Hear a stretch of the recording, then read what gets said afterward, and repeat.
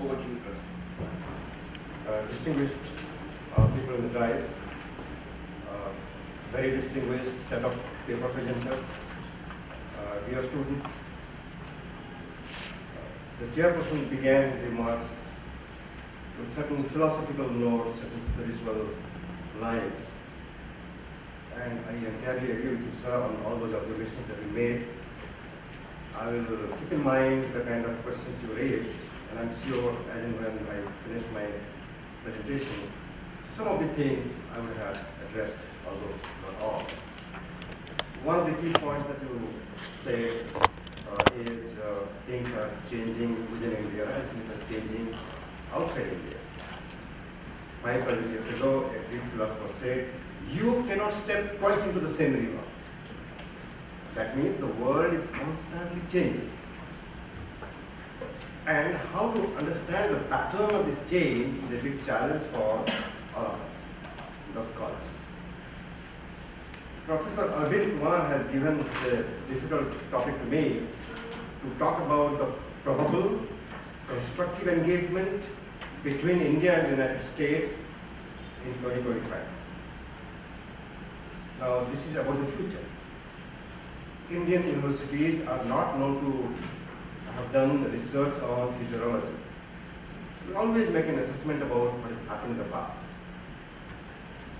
And who has seen the future anyway? Does it mean that this is not important? In fact, I would like to congratulate Professor Arvind Kumar who thought about beginning the first technical session on a futuristic tone. Because who is not interested in the future? Particularly in India, you go to every town, every village, you have somebody showing a palm to somebody else. What is going to happen in my life? People sitting outside the cinema hall with a parrot and the cards. The Planning Commission of India always used to plan 5 years ahead. There is a perspective planning division in the Ministry of External Affairs trying to look at what's going to happen and how India should tackle those problems. There's a perspective planning division in the foggy bottom office of the State Department of the United States. And then, of course, the National Intelligence Council bringing out report after report, world, global trend 2015 and then 2025, 2030. Now the British have started doing the same thing. So this is a remarkable thing that you have done to discuss something about the trajectory of relationship that is likely to happen in next 10 years' time. And after all, the research that we do combine these three, or should combine the three. First, the perception. What is happening? How do we perceive it? Second one is prescription. As the chairperson said, he expects us to say something about what should India do. So research can be prescriptive. And of course, the research should be predictive to some extent. Not as an astrologer or political astrologer, but as a trend analyst. What can happen? So in my presentation, basically 3 or 4 parts. The first one I would say, although I quoted a Greek philosopher about the change, another important thing that I would like to draw the attention of the scholars and the students, and that is when we try to look at the future as a trend analyst, I would quote Churchill. The more you want to know about the future, the deeper you have to look back. Many people deride history. Oh, this is gone, dead. But we cannot know about the future without going a little bit, not too much, not dwelling in history, but a little bit into the past. So, very quickly, in a few minutes, let me go back in the past to tell you that when I am trying to look at Indo-US relationship by 2025, the trajectory, let me go back 10 years before, this 2015. What was the situation in 2005? What was the situation like in 1995? And 85, and 75, and 65, and 55, and 45. The kind of things I'm going to tell you will indicate how I'm trying to look at 2025. 1945, the World War was over. India was struggling hard for independence. A lot of expectations within the India that the United States of America, which claims itself as an anti-colonial, anti-imperial power in theory, would certainly support India, a newly independent country. In 1941, when Churchill and Roosevelt announced the Atlantic Charter of giving self-determination and independence to the colonial people, large number of Indians were pretty excited about that. But what happened? All those expectations, how things are going to happen in the next 10 years, it fell apart, partly because of the ground realities around the world. The Cold War started. And our first Prime Minister wanted to have a non-aligned way of foreign policy rather than taking sides. By 1955, we found that instead of Indo-US relationship, which should be a good relationship between two democratic countries, we are already inching towards the former Soviet Union by 1955. And things did not happen as it was expected. And of course, subsequently, when there was 1962 war, a new kind of expectation was generated in India. Now the time has come. We have to have a new way of looking at non-alignment policy. Because when your territorial integrity is under threat, you are not going to talk about the strategies. You are going to implement your strategy to protect your country. And that time, Indo-US relationship looked pretty different. And expectation that now onwards, Indo-US relationship will change. It did not. In 1965, we found that the same Indo-US relationship took a nosedive because of the war with Pakistan. What happened in the next decade, 1975? 1975 comes in the backdrop of the 1971 war, where India turned out, after the war, to be a superpower of South Asia. And 3 years later, we exploded our first Deepavali in Pokhara, 1974, and the Americans did not like it. And then in 1975, the following year, there was the Vietnam War. The Americans had to literally wind up, pack up the baggage and go back home. Vietnam War was over. And when Vietnam War was over, the Americans wanted to give an impression that they're not running away from Asia. So, General Ford was talking about a new Pacific relationship between US and Asia. We thought that maybe now that we are stronger than before after the nuclear test and after the 71 war, division of Pakistan, we should have a new kind of relationship with the United States in a post-Vietnam kind of situation. But suddenly, yet another change took place, and we baffled. We couldn't do anything about it in a matter of 3-4 years. The second round of Cold War began with the Soviet Union marching on to Afghanistan and changing a regime, putting a puppet regime. And when that happened, that was the beginning of a new kind of relationship with the United States yet again, because Mrs. Indira Gandhi did not condemn or criticize the Soviet military intervention too much, but probably she thought that India could not tolerate a superpower like that coming so close to India. Then, of course, Mrs. Gandhi did not live for long. Then Rajiv Gandhi came to power after the assassination of Mrs. Gandhi. So by 1985, yet again a series of changes took place, new excitement. In 1985, after the Cancun summit, and then you have the Indo-US MOU on science and technology transfer, and then Rajiv Gandhi becomes the Prime Minister, and a young dynamic fellow becoming Prime Minister, the old but very relatively good President of the United States who wanted to fight the Civil War, fight the Cold War with the Soviet Union, looking at India with a new dynamic leadership, and Rajiv Gandhi talking about taking India into the 21st century in the 1980s itself. He thought that we must win India away from the Soviet Union. One of the best ways to fight the Cold War in Afghanistan would be to win India away from the Soviet Union. And then that time we talked about defense cooperation, and so many things happened unthinkable earlier by 1985. But then around the same time the Gorbachev phenomenon came, and Indians were again in a terrible situation, what to do. Gorbachev now is talking about peace, Cold War, and asking the Indians now, Chinese are good people, improve your relationship with China. That kind of advice came from Titarenko, and some other people came to India to advise India in a totally different way. Then there was a bombshell. A mighty country like the Soviet Union with thousands of nuclear weapons and the military capability could not protect its territorial integrity, and it collapsed. Then people thought that now that the Cold War is over, non-alignment is no longer necessary, there can be a new kind of relationship between India and the United States. A lot of expectation. In the initial years, of course, Bill Clinton was too busy handling different situations, and he did not have good policy towards India. But 1995, the next, that line, William Perry came to India.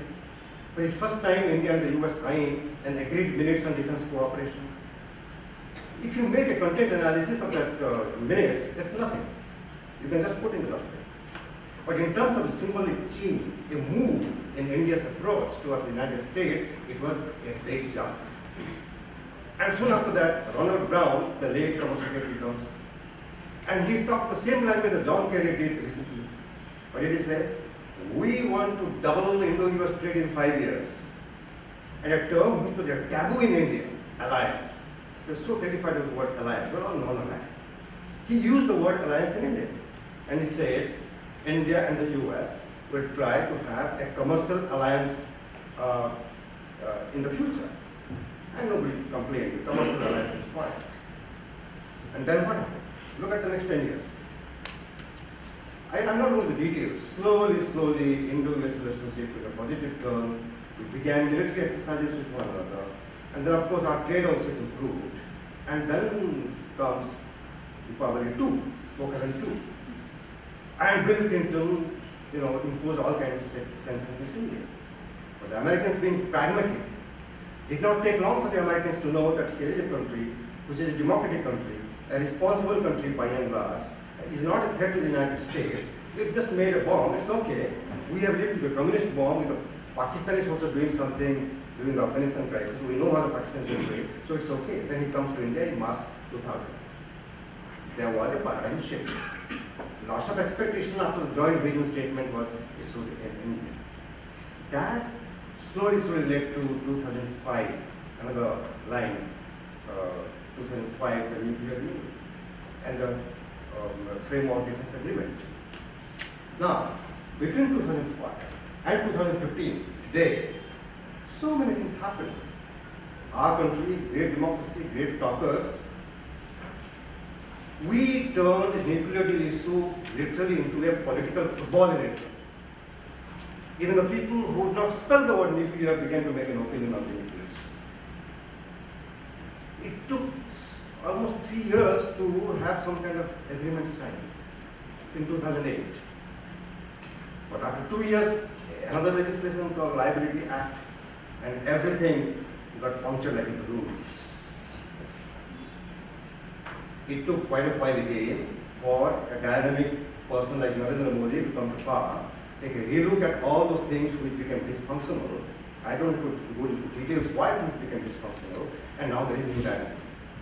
When you make a survey around the world, how the world looks at India, and how the Indians look at themselves, there's a marked difference.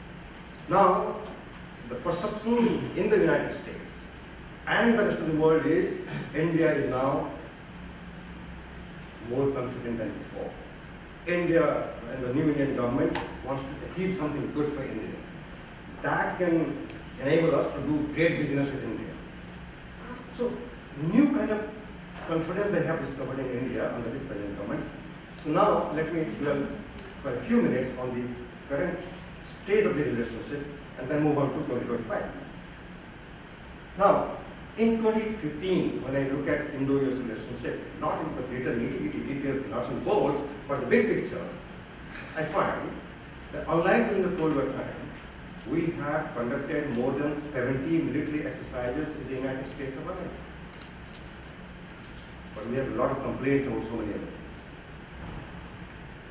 Our trade has increased by about 5 times since 2000. Now it's about 100 billion. Still, we have so many issues of differences like intellectual property right, etc., etc. I can go on. The Indian investment in the United States, which was only $300 million in 2000, by 2013 it was $9 billion. That is a 30 times growth.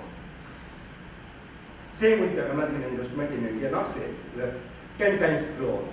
between 2000 and 2013 of American investment in India. The Indian American community has become the highest average family income group in the United States.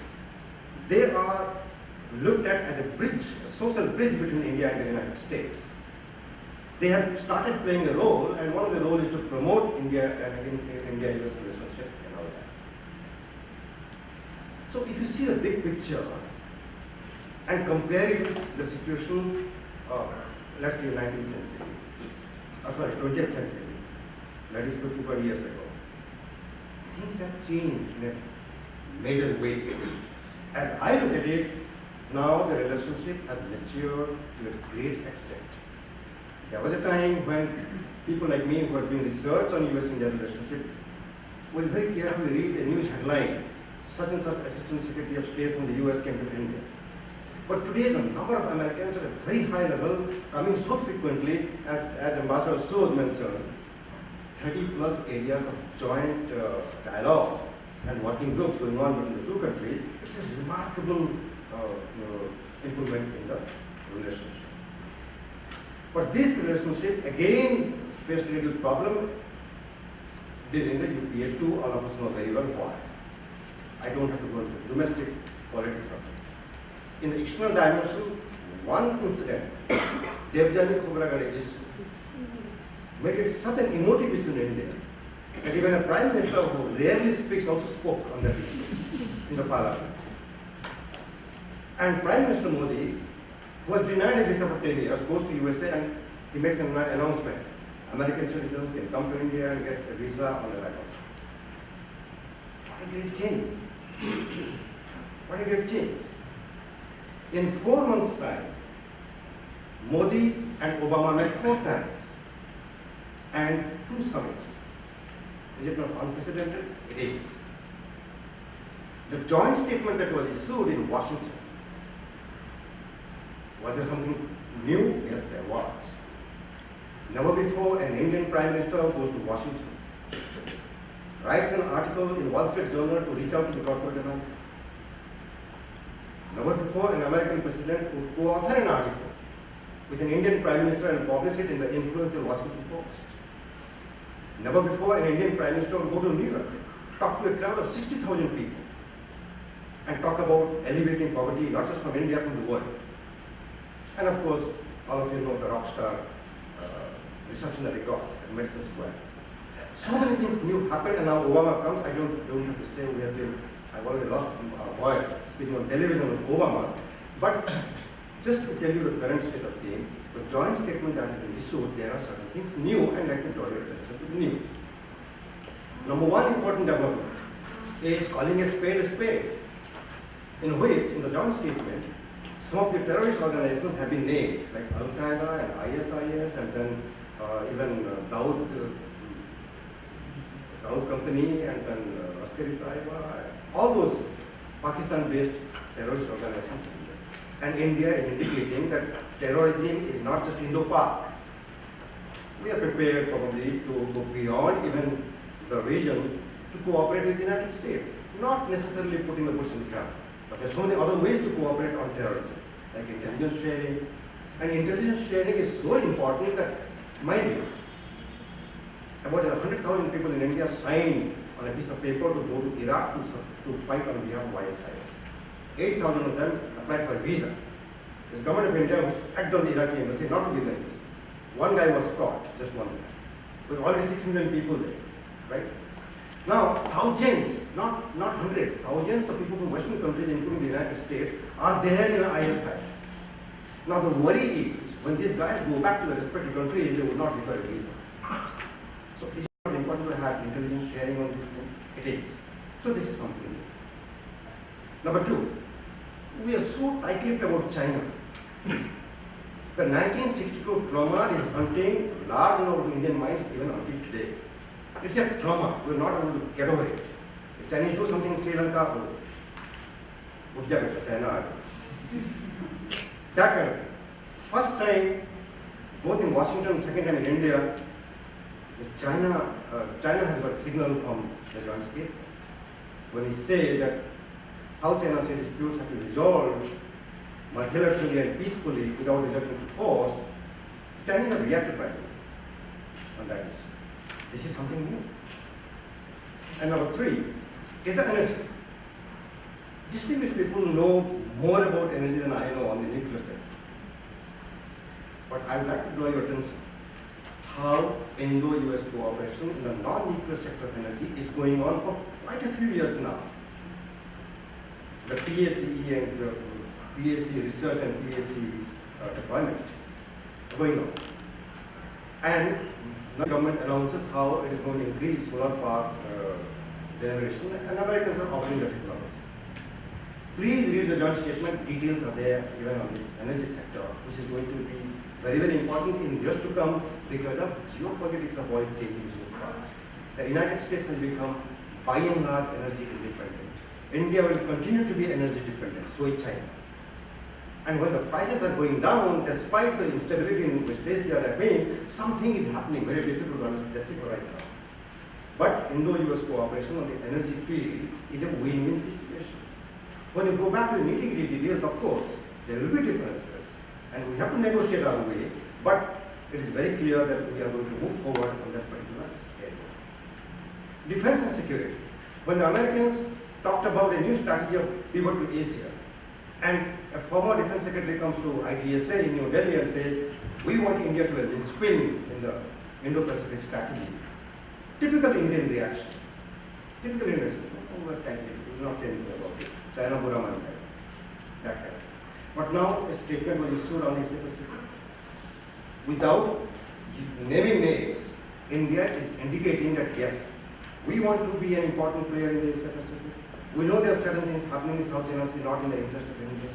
And we know that we are deeply and expansively engaged with ASEAN and EAS and so many other dynamics. We know very well that China is coming up with its own host of proposals for a new kind of security architecture in the Asia Pacific, and India is not pretty comfortable about that. So an indication has come on defense security, the larger picture also. Now, the list is long, time is short, so what I'll do is straight jump to 2025. If this is the situation right now, in 2025, sitting here, how can you look what is going to happen? Number one, I would say, as I gave you the background from 45 to 55 to 65, etc., I simply indicated that while developments can take place beyond anybody's control, the relationship might get derailed for some time. It has happened in the past. Let's not be sure that it's never going to happen again because Obama came and talked nice things with Indians. Things may get derailed on the way a little bit. But the positive direction that Indo-US relationship has taken, I don't think there is any going back for a variety of reasons. Now, what could be the wildcard developments in next 10 years' time?